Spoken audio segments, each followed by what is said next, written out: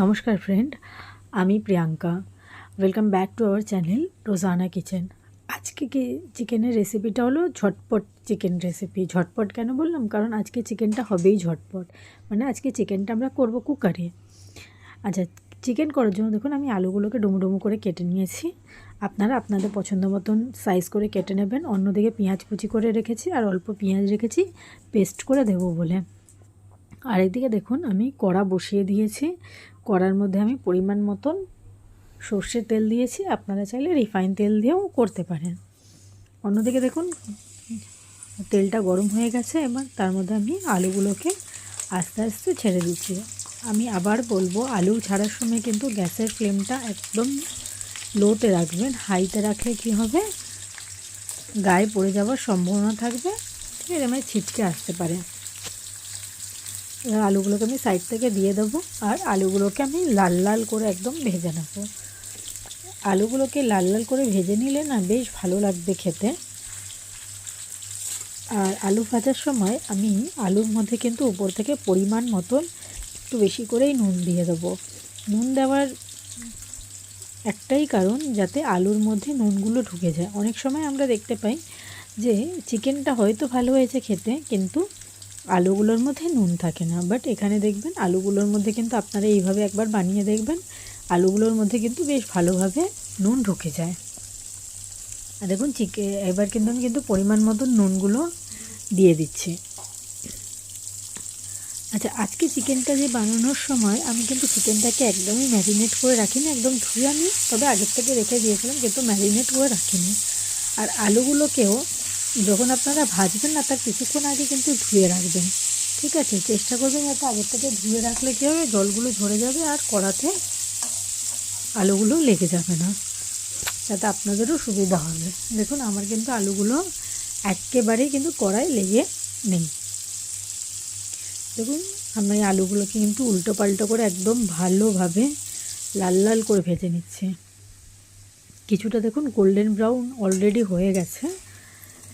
ঠিক আছে, আমি এটাকে আরেকটু গোল্ডেন ব্রাউন করব, কারণ কয়েকটা আলু আছে যেগুলো একটু কিন্তু গোল্ডেন ব্রাউন হয়নি। যেগুলো হয়েছে সেগুলোকে আমি আস্তে আস্তে তুলে নিচ্ছি এবার সাইড থেকে। আর যেগুলো হয়নি সেগুলো এখনও পর্যন্ত কিন্তু কড়াই একটু আছে।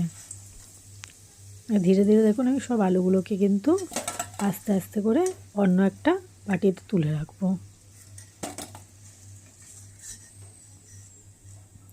ব্যাস, আলুগুলো আমার ভালো করে ভাজা হয়ে গেছে আর আমি আলুগুলোকে তুলে রেখে দিয়েছি। এবার আমি গ্যাসের ফ্লেমটা একদম হাই করে দেবো, কারণ মাংস করার সময় গ্যাসের ফ্লেমটা যদি আমি লো রাখি তাতে কিন্তু চিকেনটা কড়ায় লেগে যেতে পারে।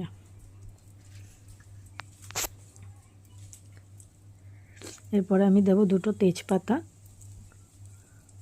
আর শুকনো লঙ্কা। আপনারা চাইলে এটাকে স্কিপও করতে পারেন, দেওয়াটা ম্যান্ডেটারি নয়, বাট আমি এইভাবেই করি। আর যে আমি কুচি করে পেঁয়াজগুলো যেটা রেখে দিয়েছিলাম, দেখুন হাত দিয়ে আমি ভেঙে ভেঙে কিন্তু পেঁয়াজগুলোকে দিয়ে দিচ্ছি। সব পেঁয়াজগুলোকে আমি এইভাবেই দিয়ে দিলাম। দিয়ে এবার পেঁয়াজগুলোকে একটু হালকাভাবে আলতো গোল্ডেন ব্রাউন হওয়া পর্যন্ত ভেজে নেবো। পুরোটা একদম বেরেস্তা বানাবো না, হালকা হালকা গোল্ডেন ব্রাউন হবে সেই পর্যন্ত ভেজে নেব। হালকাভাবে নাড়িয়ে নেব আমি।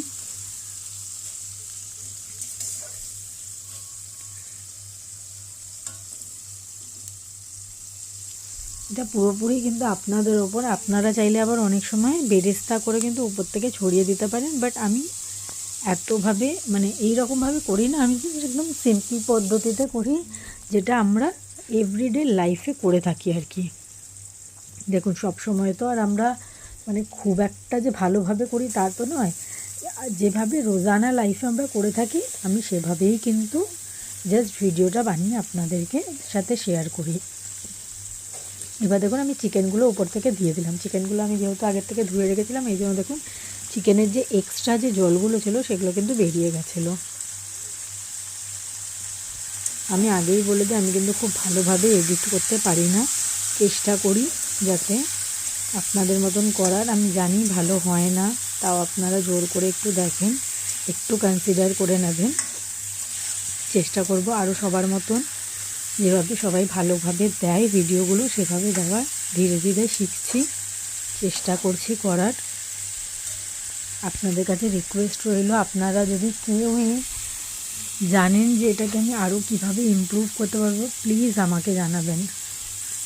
এবার দেখুন চিকেনগুলো কিন্তু হালকাভাবে ভাজতে ভাজতে কিন্তু অল্প অল্প জল বেরিয়ে এসছে। এবার আমি চিকেনেরটা অল্প করে নুন দিয়ে দেবো। এখন নুন দেওয়ার মানে এটাই হলো যাতে চিকেনেও কিন্তু সেম পদ্ধতিতে যেভাবে আলুতে আমি নুন দিয়েছিলাম আলুতে নুনগুলো ঢুকে যাবে, সেভাবে কিন্তু চিকেনেও নুন ঢুকে যাবে। আচ্ছা, আরেকটা কথা বলি, চিকেনে কিন্তু এই সময় আপনারা না পরিমাণ মতো নুনটা দিয়ে দেবেন। এটা ভাববেন না যে আবার পরে নুনটা দেবো, এখনই নুনটা দিয়ে দেবেন। আলতোভাবে ভাজা হয়ে গেলে নুনটা দিয়ে দেবেন, তাতে কিন্তু নুনটা পুরোপুরি চিকেন কিন্তু অ্যাবজর্ব করে নেবে। এবারে দেখুন আমি অল্প করে হলুদ গুঁড়ো দিলাম, আপনারা আপনাদের পরিমাণ মতন দেবেন, ঠিক আছে। আমি এখানে 2 টেবিল স্পুন হলুদ গুঁড়ো ইউজ করেছিলাম। তারপর আমি দিয়ে দেবো 5 থেকে 6 টেবিল স্পুন জিরে গুঁড়ো। তারপর দিলাম লঙ্কা গুঁড়ো। আমরা মানে ঝালটা যেহেতু কম খাই তাই জন্য আমি কমই দিয়েছি। আপনারা যদি বেশি খান তাহলে বেশি দেবেন, ঠিক আছে। অনেকে আবার কাঁচা লঙ্কার পেস্টও দেয়, যেহেতু আমি বললাম এই যে আমি ঝালটা আমরা কম খাই তাই জন্য আমি অল্পই দিয়েছি। আপনারা কিন্তু টোটালি আপনাদের পছন্দ মতন দেবেন। আচ্ছা, এরপরে দেখুন একদিকে আমি আদা রসুনের পেস্টটা কিন্তু করে রেখেছিলাম। আদা রসুন টমেটো যেটা আমি অলরেডি আগে দেখিয়ে দিয়েছি সেটার পেস্টটা কিন্তু করে রেখেছিলাম।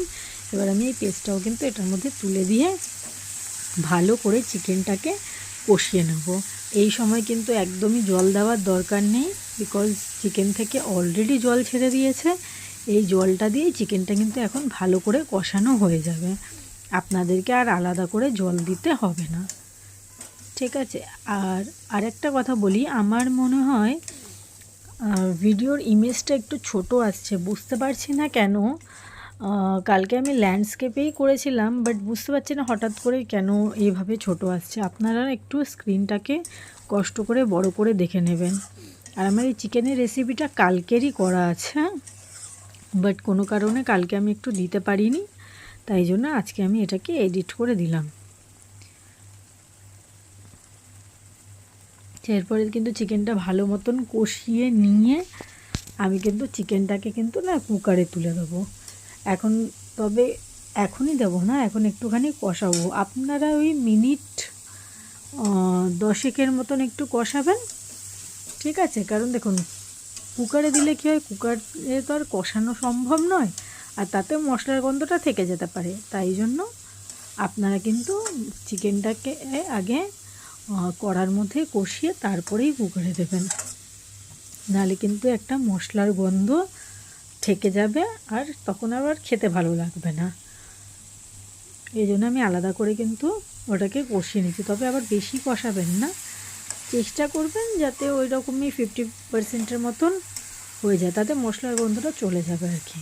তারপর আপনারা ওটাকে তুলে কুকারে দিয়ে দেবেন, একদম ঝটপট করে হয়ে যাবে। আপনারা যদি ধরুন চিকেন খেতে চাইছেন কিন্তু হাতে সময় নেই, বা অফিস যাওয়ার সময় চিকেন করতে চাইছেন, তাহলে কিন্তু এইভাবে চিকেনটা কিন্তু করতে পারেন, ঠিক আছে। আপনাদের একদম ইজি পদ্ধতিতে হয়ে যাবে।